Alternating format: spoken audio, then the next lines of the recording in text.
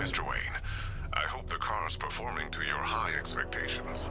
Actually, Lucius, she's a little sluggish. I had a feeling you'd say something like that. Give me a few moments, and I'll bring the afterburner function online. Thanks, Lucius. It was good of you to stay behind. You want to thank me, Mr. Wayne?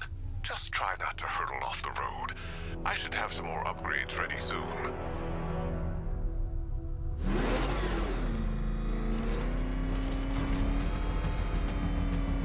I'd love to know where you get a car like that. I can't believe he's going out there alone.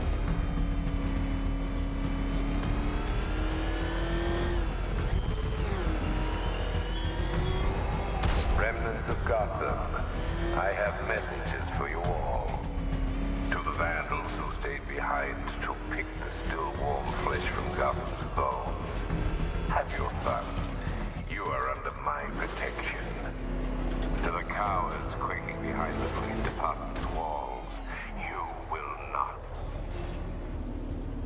Why, hello there, Detective. Yes, it's me, your most feared nemesis, the Riddler. Congratulations are in order, for you have arrived early for this, the next generation of my riddles.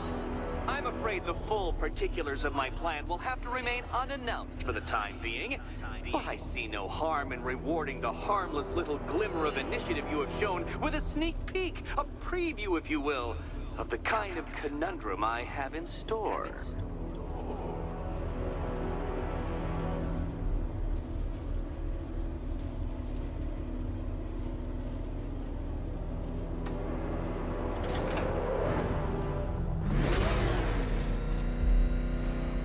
Well then, Detective, it begins.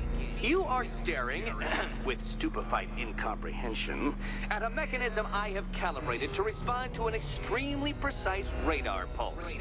In a moment, I will give you the decrypted code, Dark Knight. Oh, but first, I think we should run through the ground rules for tonight's festivities. Rule the first. You will address me at all times as Riddler, the Riddler, or Mr. Nigma, sir. Otherwise, Detective, I expect your patented brand of churlish silence. Rule the second. All gauntlets, cowl-integrated microphones, and other communications devices, bat-themed or otherwise, are to be switched off prior to the start of the test. Should you be caught using any of these, you will be expelled from the course. Rule the third. The use of purpose-built riddle-solving equipment is strictly prohibited. I am familiar with the contents of your utility belt, Detective, and I will be evaluating any sudden additions over the course of this evening most suspiciously. Rule the fourth. In the event of fire or flood, I will be on hand to guide you to the nearest emergency exit. Assuming, that is, you are not too proud to follow my advice. In that eventuality, we will consider your stubbornly prideful suicide an admission of defeat. Rule the fifth. Do not ask for clues.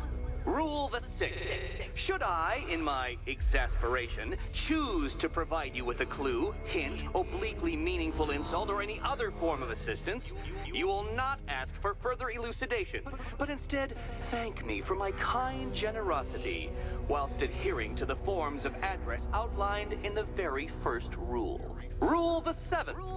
Bathroom breaks will be administered on a discretionary basis. Should we find ourselves at a pivotal moment in your arduous journey to self-realization and defeat, I expect you to hold it in. Rule the eighth. Any accidents resulting from my strict enforcement of the seventh rule are to be considered your fault entirely. Rule the ninth. You are required to recite back to me this full list of rules at any moment I request. Again, keeping in mind the naming conventions I outlined in the very first rule. Rule the 10th. I, the Riddler/Mr. Nigma, sir, reserve the right to add or announce further rules if and when they become necessary. Yes, I know what you're thinking, Detective. Mr. Nigma, sir, knows how to meticulously structure a good time. In any case, Detective, I'm getting rather tired at the way your stupidity forces me to outline the basics like this. So here's that code you've been waiting for.